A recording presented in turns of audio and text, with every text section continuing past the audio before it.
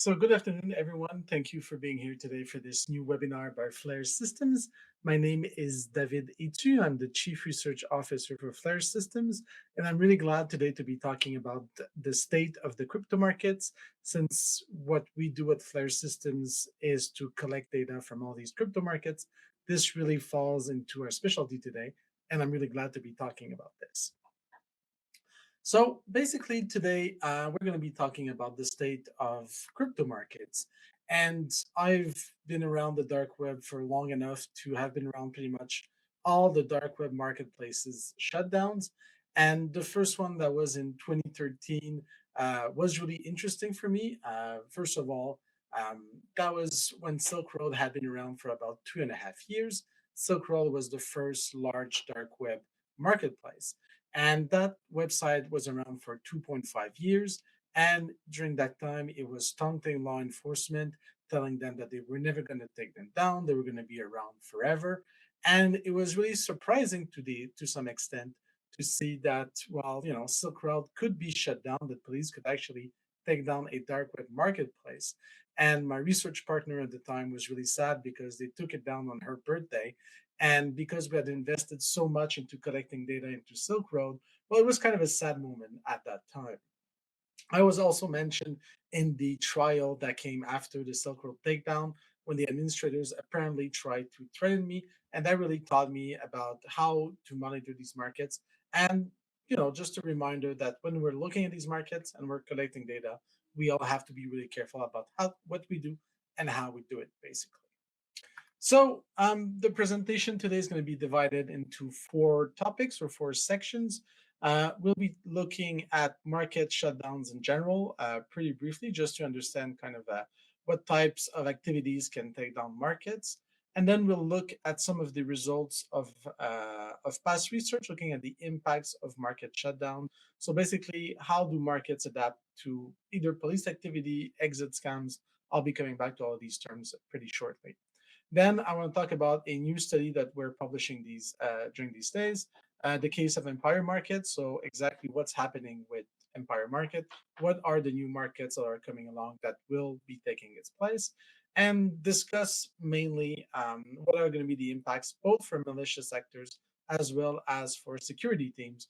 Because when you have such a big market being taken down, you have to remember that everything is going to change and that you need to adapt your practices accordingly to this. So the goal here will be to try and discuss and make the main points that are going to be relevant for cybersecurity teams at the end of this presentation. So if we want to start market shutdowns, which is the main topic of today's webinar, well, we have to remember, first of all, that market shutdown, they're not events that are going to take place at one specific day and time. They're going to be a process that is usually going to take either a few weeks or at least a few days in most cases. And so usually you can actually see the tide coming. And if you read the dark web forums, you're going to find evidence that is really to read into, well, at least after the fact. They're going to be kind of warning signs that a market is going to be shut down in the coming days. And so you're going to find, first of all, a mix of rumors about either people not being able to withdraw their funds from the market. You're going to see people talking about suspicious activities on these crypto markets. And here at the top, you have one such example, and that's what we call the dust attack. So in that case, what happens is mainly law enforcement are going to send out to all of the vendors on the market a very, very tiny amount of Bitcoins. We're talking about, for example, 0.0000024 Bitcoins.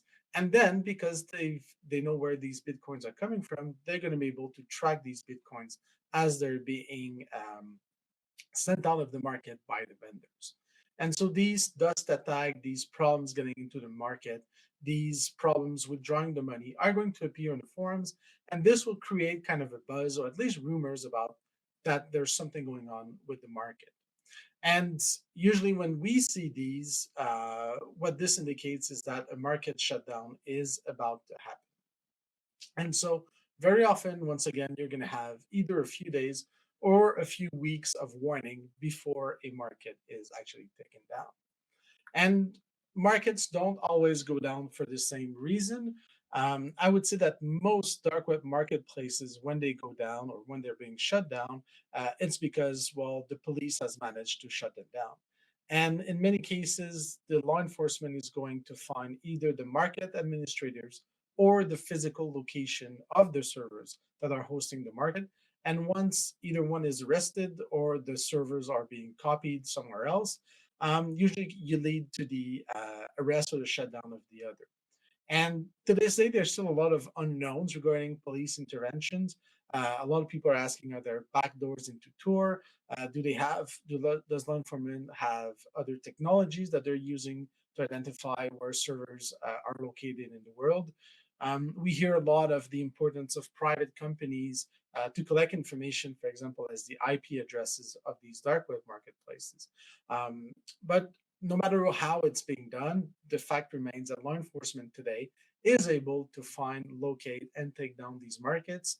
Um, and we know that it will take them a while to build up the information, but Tor on this day doesn't seem to be enough, at least, to keep law enforcement at bay.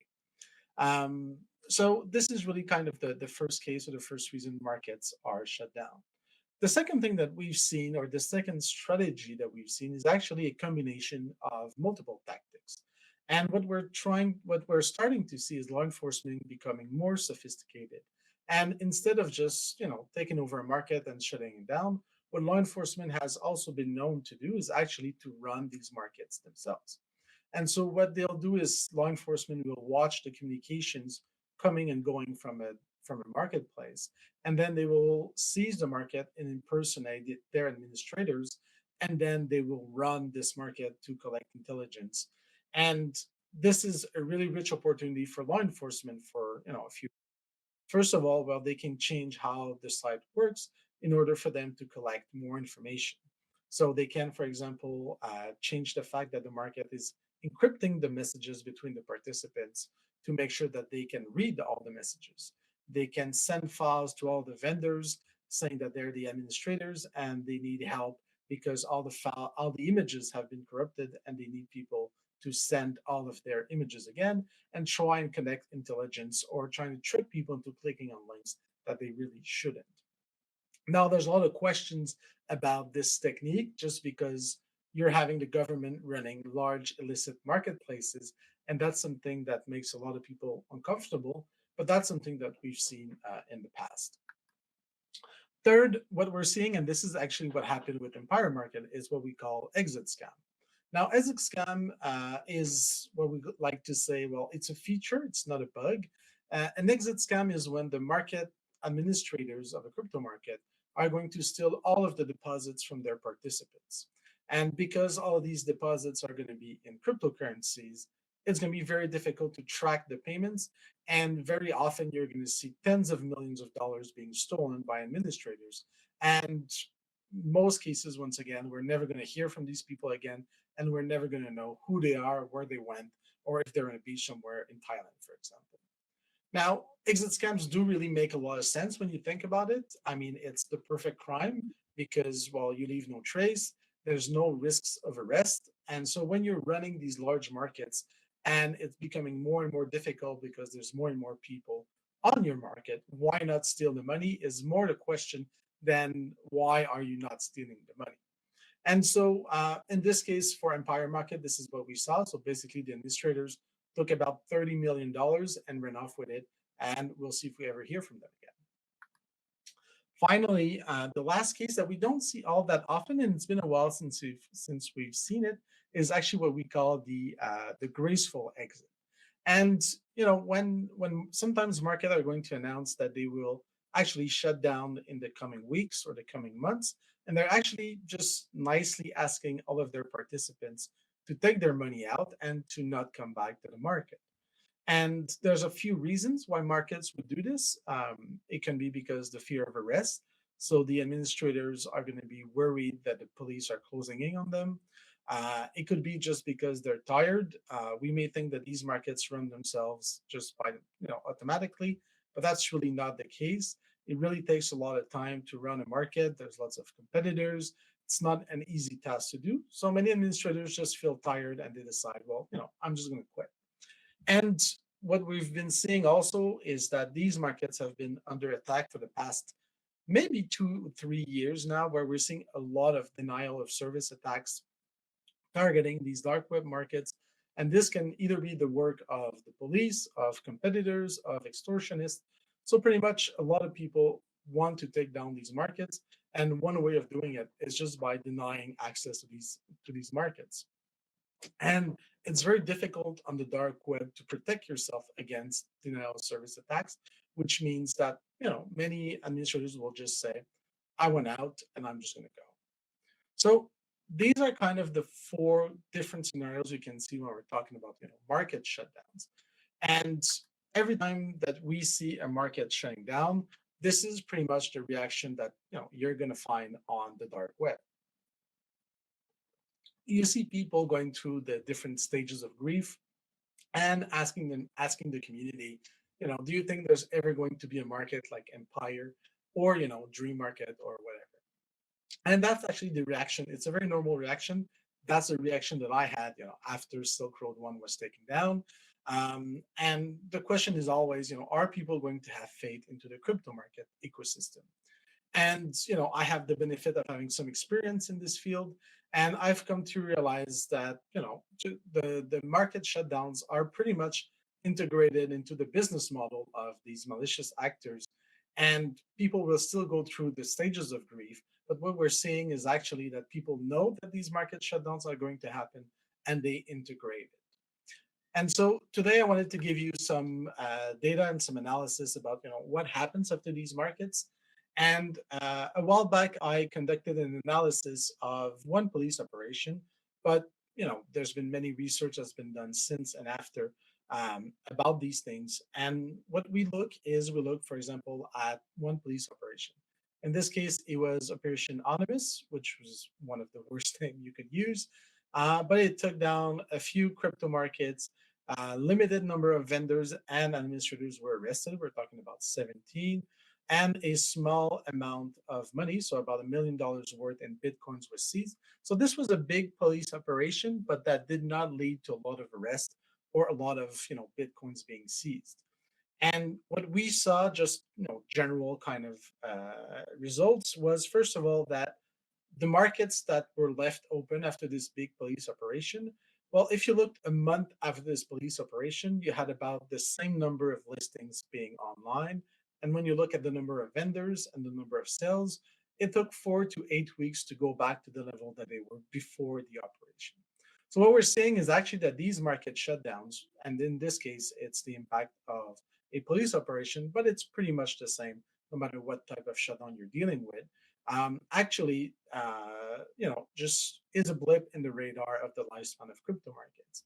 And there's been many papers and many people have argumented that actually a market shutdown is actually a good thing for these crypto markets, just because it creates publicity, because you're going to see a lot of articles, a lot of papers talking about what this crypto market being shut down. And people kind of realize that, oh, I didn't know I could actually buy drugs or, fake papers or stolen credit cards very easily, anonymously on the dark web. And this kind of opens the mind of many people who weren't aware that these things existed. And the fact that there's publicity around these shutdown actually increases their pool of people. So it's kind of like when you have a fire in a forest. It's always good for the forest if there's a limited fire, just because it allows it to regenerate. And now, if you look, just to give you some numbers, what you see here is a graph of the cells before and after this police intervention, and it's pretty interesting to see that the line that is kind of in yellow or brown is a market. It was Silk Road Two that was shut down, and what you see in blue is Evolution, which was another crypto market that remained open after the police operation, which is the vertical line in green. And you can clearly see basically that a lot of the sales before this operation were made on Silk Road 2. And that after the police operation, there was a little while, so a couple of weeks, when there were a limited number of sales, or it was business as usual in Evolution. And at some point, just everyone decides, okay, we're going to Evolution. And we see the number of sales going back to where they were before the police operation. Couple of other graphs just to show you kind of similar results. But when you look at the number of vendors, what you see here in the graph, so you have two different part of this graph. So let's just look at the colors. What you see stacked is all these markets that were active at the time of Operation Onymous, and you see the total number of vendors. So that's on the left side of the graph, and you see that right before the operation, the number of vendors pretty much peaked at around 2,500 vendors. And when we have Operation Anonymous, which is in this case the big vertical red line, you see that the number of vendors, of course, is going to drop, but you see that the number quickly increases after this in the coming weeks and months after it. And you actually see that a lot of people just choose one market. And so it's one of the things that's really interesting with market shutdowns. It's that as these markets shut down, people tend to migrate to one big market. And in this case, we see that Agora, which was the other market, didn't benefit as much as Evolution from this market shutdown. And one artifact or something that I like to look at is the active vendors. So that means the vendors that have made at least one sale. And in this case, that is the dotted black line on the graph.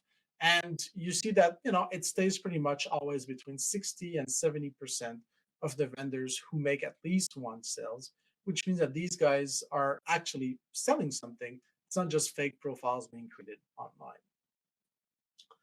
Now, we also see if you look at listings, it's the same thing. So the number of ads on these crypto markets, we see, before and after the police operation, we actually said it takes a while for things to get back to normal, but when they do, they actually get bigger, which supports the hypothesis that maybe this extra press is actually increasing the number of participants in crypto markets. And just because I don't want you guys to trust only me, there's multiple papers that's been published about this. This is probably not the prettiest graph, but it's one of the most extensive research done on crypto markets and on multiple crypto markets. And you see all the vertical lines here are going to be police operations or exit scams or market shutdowns. And you see that over time, even though there's many of these that happen, they always the markets always come back stronger afterwards. It's not the same markets, but we see these space going up and up and up. And so no matter what, if we're talking about police intervention, if we're talking about intervention plus running these markets, exit scams, or even graceful exits, it's always pretty much the same result where we see that they have an impact, a limited one in time, but still an impact. The other thing that these market shutdowns bring around are the never-ending conversations, and it's important to be informed about these conversations, just because it's always the same thing, always the same people talking about. For example, what are going to be the alternatives to the Tor network marketplaces? Where are people going to go if we can't really trust Tor and crypto markets? And one of the first point of discussion is always talking about I2P. I2P is an alternative network to the Tor network. And basically, it's a network that allows you to communicate anonymously. And it is supposed to be better secured against government monitoring and to provide the users with faster speed. Um, One of the things that has limited the adoption rate of I2P is, first of all, because there's no browser, or there was no browser for I2P until maybe a year ago, until pretty recently, which means that if you wanted to use I2P, you actually had to use proxies, and it was really difficult to just adopt.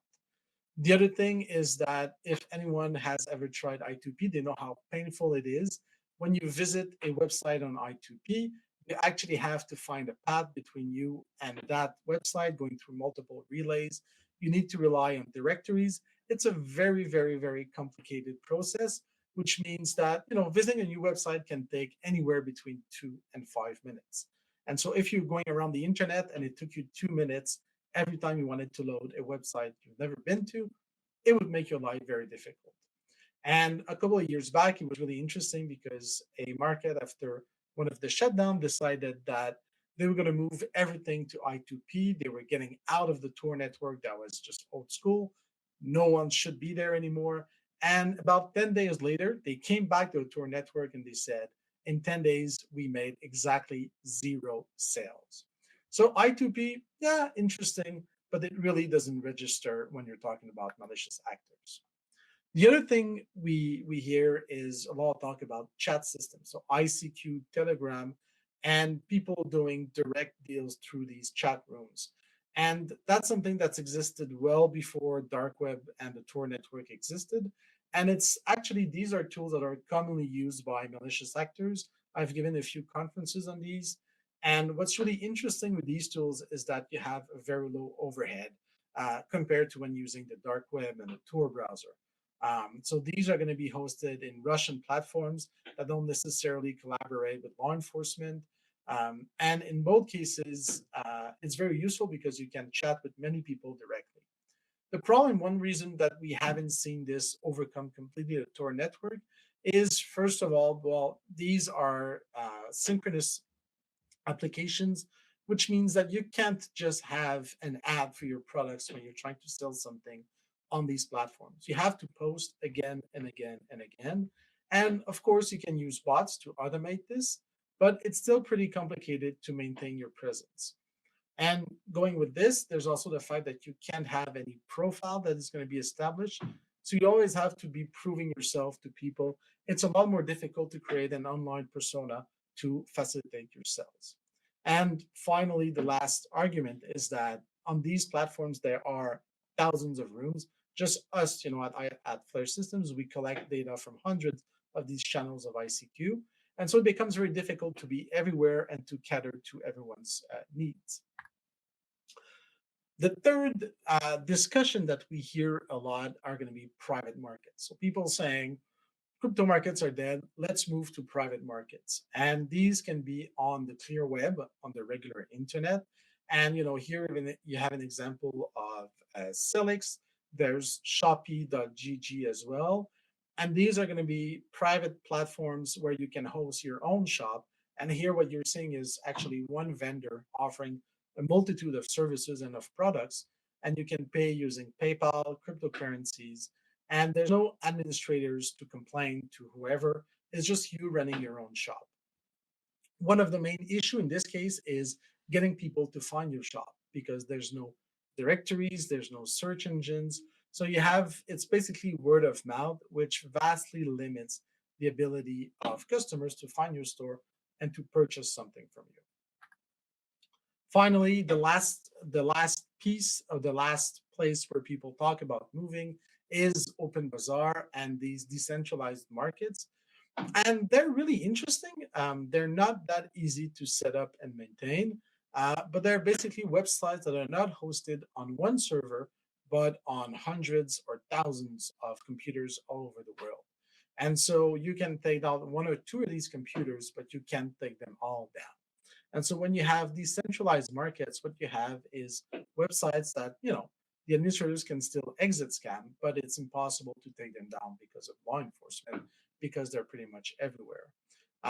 The fact remains that they're really difficult to run. We don't see many people adopting them just because there's no really good search engine. And so this is the one thing that I'm always surprised that hasn't picked up more than it has. But that's an innovation that would be really interesting to see incorporated in crypto markets, and that could be a big problem for law enforcement.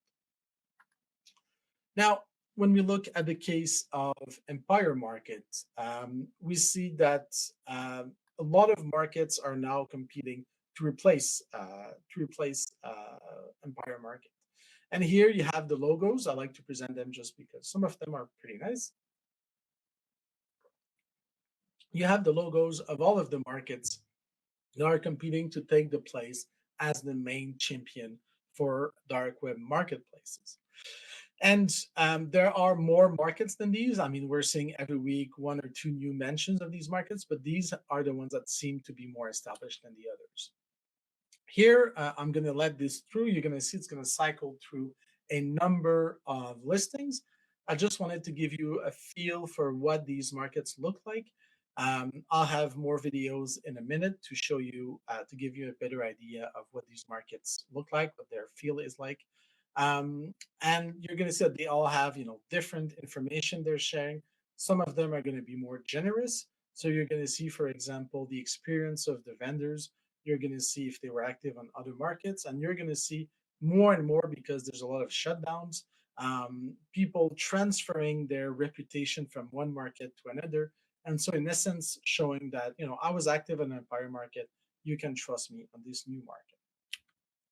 Now, an analysis that we did over the past few weeks is we looked at where have vendors moved since Empire Market has shut down. And this is a very interesting graph because we only analyzed the listings for these markets that were related to fraud. And so we looked at, stolen credit cards, bank account credentials. We also included in this ransomware, malware, rats, so the remote access trojans, the fake documents, so the passport, driver's license. So everything that was, targeting banks and or financial institutions and or fraud in general. And we were kind of stunned to see that actually, of all these large international marketplaces, Canadian headquarters, the one on the left, was actually the one that had the most listings. And it's really interesting. Well, of course, Canadian headquarters really presents itself as a fraud dedicated market. And so all their listings are targeting fraud or fraud services. But it's still surprising to see that a Canadian market would actually dominate all these international market in the category of fraud, at least. And at first, kind of the leading market internationally to replace Empire Market, there were two of them. There was Icarus and there was White House Market that were very often mentioned as being the two contenders for the top spot. But over the past few weeks, we've witnessed and we've seen that Icarus was actually exit scam as well. And so today, what we're left with is the dominant player being White House Market, with these other markets following after this. And so I shot very short videos you're going to see here. In this case, this is Canadian headquarters, just to show you what the market looks like. And what you see is a lot of exploits, stolen credentials, credit card information. You have over 8,000 listings talking about, and these days, what's very popular, of course, was SERB fraud. So, purchasing profiles from Canadians, looking, at bank drops, looking at personal identifiable information, and of course tutorials as well as methods on how to do fraud. So you see that's a very simple, very clean, very Google-like experience when you're on Canadian headquarters. Moving on, this is what White House Market looks like. You see, it's a lot more busy, a bit more difficult to navigate. And at the international level, it was actually the market that had the most ads, so about 4,000. So it is a dominant actor. It offers internationally the highest number of listings for personal and financial information, bank credentials, and of course, they're selling a lot of other things such as remote desktop local credentials, and it's pretty much a one-stop shop for fraud-related goods and services, though not as pretty as Canadian headquarters. What you're seeing over here is the Versus project, so a third market. I'm only going to be presenting four today, and these are kind of the four most interesting ones.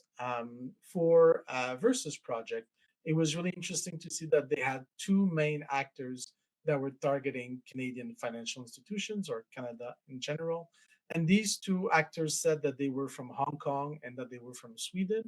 And of course, there's really no way to determine if that's really the case. But these actors were mostly looking at doing fraud by documents, so a lot of fake documents, fake credit cards, fake identity cards as well. Finally, the last one, the one that is often mentioned is Yellow Brick Market. And in the case of Yellow Brick Market, just getting onto that platform is a huge challenge. So this is one of the market that's often mentioned, but I don't see succeeding.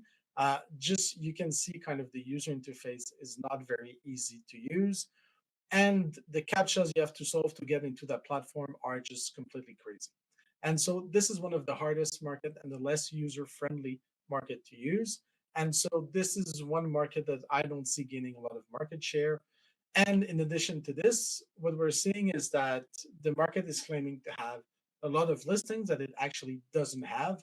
But once you scroll through the pages, you see that there's only a few listings, even though the website claims that there are hundreds of them. And so, market break, now you know what it looks like and you can see what it is. Now, going back to all of these markets, what we're seeing is that pretty surprisingly, there's only two actors on all of these international markets. So I'm excluding right now Canadian headquarters, which is a really big market. We're seeing that actually there's only two actors that are active on these large crypto markets, and they've been around for a while. They've been targeting and they've been active on multiple platforms. And these two actors, what was really interesting is that they're going to have hundreds of listings. They're going to be very active with tens or hundreds of deals on White House market already. So they're already very active.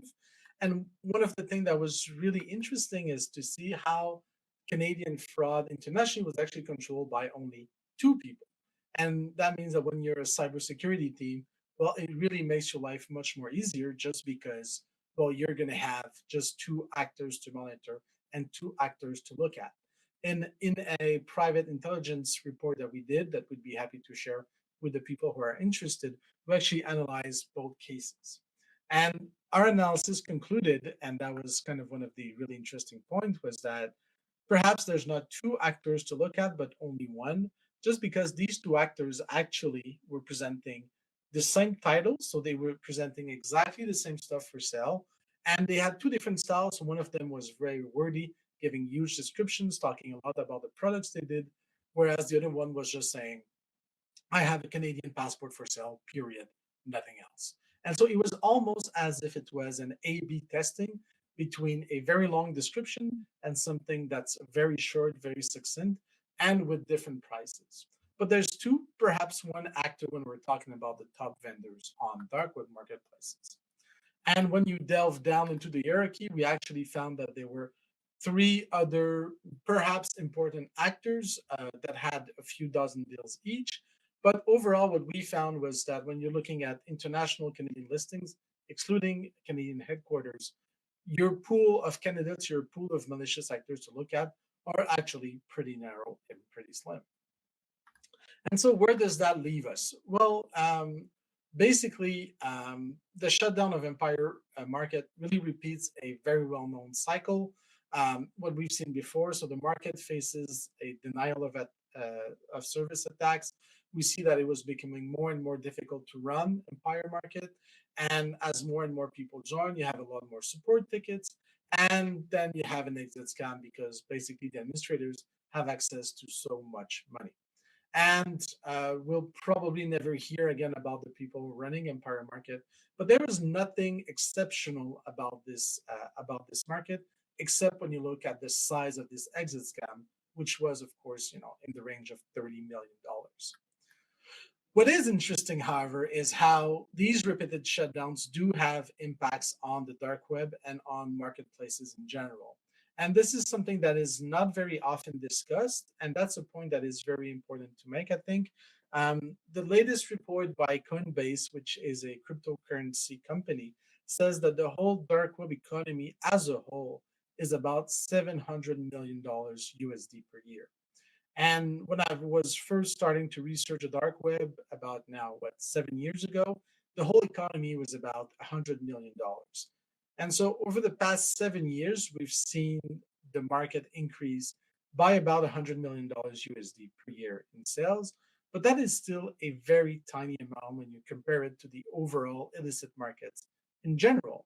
And so even though crypto markets are going to be popular, they're really not growing at the rate that we were expecting them. We thought, that crypto markets and the dark web would really be a paradigm shifting innovation, but they really proved to be just another iteration of illicit markets. And clearly, not everyone is moving to the dark web. And even those who do don't really stay for long very often. And so we have people replacing others kind of in a Ponzi scheme, but we're not seeing this market expand exponentially. And so one explanation for this is these repeated shutdowns. So because they happen so often, because the largest dark web marketplaces only stay online for so long, this means that people don't aren't attracted to these markets, and they're not growing at the same rate as we're seeing other illicit markets. The other thing that we're seeing, and that's really benefit for security teams, is actually that there are countless technological innovations pretty much every single year that are happening regarding these dark web marketplaces. So, what we've seen over the past few years, for example, is the adoption of Monero as a cryptocurrency. And that is a significant change just because Monero is almost impossible to track. I know the company CipherTrace released a press release very recently saying that they're able to somehow track Monero, but for most cases, it's pretty much impossible to track what's going on with this cryptocurrency. We're also seeing encryption of all the communications.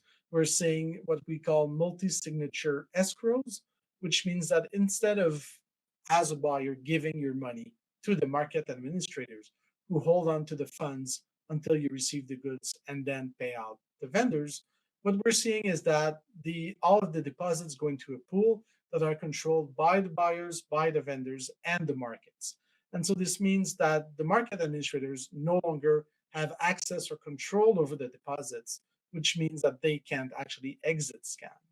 And it's pretty shocking to see that actually all the market participants, they're not taking advantage of these technological innovations. So we don't see multi-signature escrows implemented everywhere. We don't see people using encryption. We don't see people using Monero. And the fact that they're not using these really helps, well, investigations, but it's mostly because it's still difficult to use all these technologies. There's a lot of unknown. It took years before people had faith into Bitcoin. So now shifting to Monero, which is something they don't know about, is even more difficult. And all of these crypto markets, we think that they're actually run by people who are exceptionally technologically savvy people, but actually, very often, they're not. And I was talking to one of the aggregators of these dark web marketplace. So a lot of malicious actors are going to be collecting all the information on the dark web and doing their own kind of cyber threat intelligence product and providing people with a way to search across multiple markets. And one of the things that he was telling me was that when he's collecting data from these markets, very often the market administrators are going to give him an API to connect to their servers, but their API are so bad and their backend are so bad that it's just easier to just scrape the websites, like pretty much all the companies do, than to go directly into the databases. And so we're seeing a hard wall with these technological innovations, which are decreasing the security of markets. What we're also seeing is that the dark web markets.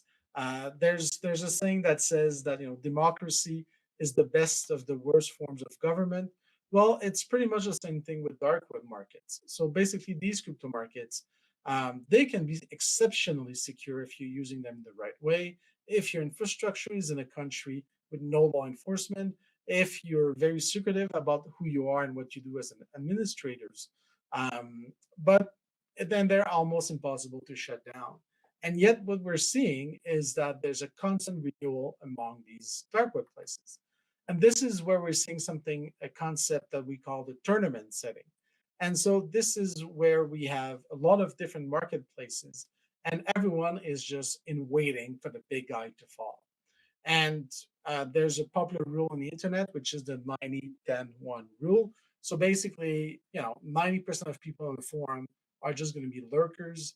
About 10% of people are going to be posting maybe one or two messages on a forum, and only 1% of the people are actually going to be very active. And that's kind of what we see in this case, where we have success stories with some of these markets. They're generating millions and millions of dollars in revenue. But there's a lot of these smaller markets that are just waiting for the big guy to fall down to take their place.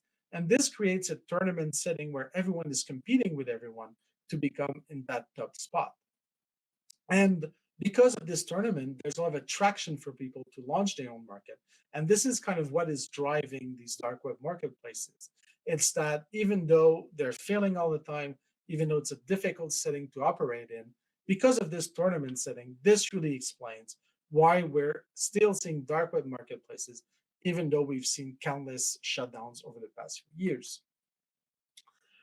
And the last thing to consider when we're talking about these markets is that there are significant costs for malicious actors after a market shutdown. So it's really important not to discount the impact of these market shutdowns. What just happened was you had thousands of people who've lost money, maybe they didn't have, and they had borrowed. You've seen countless, drugs, products being sold that were in shipment, weren't really paid for, and this really creates a lot of issues for malicious for vendors and for buyers who maybe paid for something they're never going to get, or maybe delivered something they're never going to be paid for. And so when we're talking about shutdowns, we have to realize that there is going to be disruption. There are people who lost a lot of money. Clearly, these $30 million didn't come from law enforcement. And so this means that there's a lot of malicious actors who are basically broke right now and who will need time to recover from this. And this perhaps can impact the market and give kind of a breather to cybersecurity teams. So to finish, maybe a few words about cybersecurity teams. So, what does this all mean for cybersecurity teams? Well, first of all, it's really important to keep track of malicious actors rather than platforms. So the platforms are interesting, but these platforms they really come and go, and the actors that we're tracking are going to be active on multiple platforms, and it's important to monitor them wherever they are and as much as possible to correlate between these actors and these different platforms. So what you want to know is actually, is actor A the same as actor A on that other platform? And to use the best tools possible to do this. So one of the ways you can do this is looking at PGP keys to correlate the actors together. But more and more we're seeing stylometry, we're seeing people comparing the contact information between these markets. And this becomes an essential technique to really help understand the criminal underground. The second thing is that every time there's going to be a major shutdown, it means that some actors are going to leave the criminal underground, new people are going to come in, and this means a period of uncertainty, but also a lot more resources are going to be needed to rebuild all of our intelligence kind of databases. So we don't know who's on top, who's interesting, who's not, who's a serious threat. Collecting intelligence on all of the people who have changed their username, who create new personas online takes a lot of efforts. And cybersecurity teams in these days must be really busy just rebuilding their intelligence. And so it's important to understand that these markets shut down. Yes, the markets will recover, but security teams will need to do a lot of work to keep up to date with everything that is happening right now. The third thing is also to engage in discussions with your vendors, basically, and just trying to understand. So, what are your vendors? I'm talking about vendors of security services, of course, to deal with these, shutdowns and these changes. So, how many new markets are you collecting data? And this is a really big challenge for vendors, just because it takes a lot of effort to create new scrapers to collect data from new marketplaces and to update everything over time. So to keep track of all these markets. And in a time like right now, it's especially more difficult because many of the markets that are active are not going to be active, 2 weeks from now. And so when you're talking with your vendors, it's important to talk about how they handle these events and how can these changes be best addressed. It's also important to consider and to ponder about what future strategies you're going to be using. Um, when people are stable and there's nothing much going on in their life, they're not just going to change everything. When people are making changes is when they're destabilized. And right now, many of the vendors and the buyers have been destabilized. And what does it mean? It means that maybe now it's time to adopt new technologies. Maybe now it's time to change the way that they're doing things. And it is when we see these shutdowns where we ask ourselves, what new technology is going to come in? How is everything going to change in these markets? Just because people are looking for better ways of operating.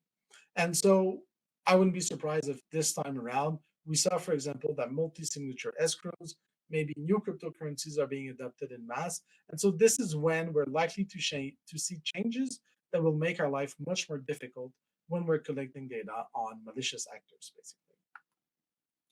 Um, in Canada, we still play a relatively small role when you're looking at the global enforcement of dark web markets. Some of you may have seen over the past few days that there was a very significant police operation targeting vendors on the dark web, mostly in Europe and mostly in the United States. And so in Canada, we're still building our infrastructure, we're still building our response to these dark web actors. And so it'll be interesting to see in the coming months if we see a more important target on these platforms, especially those that target Canadians specifically. But until we see anything, for now, what we've seen, and it's not surprising, given the stability of Canadian headquarters, to see how big it's become and how stable it has been, that it now plays a very important role in the whole ecosystem. And finally, kind of as a closing word, I would say that, as security teams, we always have to bet on the social nature of malicious actors. So malicious actors, they can't do everything by themselves. They need others to buy the credit card information, to buy the tools that they need, and then to resell the information that they want. And so basically, these malicious actors are always going to be connecting together. And if they're connecting together, they have to share with each other where they're connecting. And so, even though it may be worrying to see all these changes, these market shutdowns, trying to keep track of everything, it's still reassuring to know that because of the social nature of malicious actors, we're always going to have a way in and we're always going to have a way to monitor the activities of these malicious actors. So I really want to thank everyone who came around and who listened to us. Once again, you have the handouts. In the handouts, you have all the slides from today. If you have any questions, feel free to come and talk to us. Our email is right here on the screen. And well, have a nice day, everyone. And it was great to present to you today. Bye bye.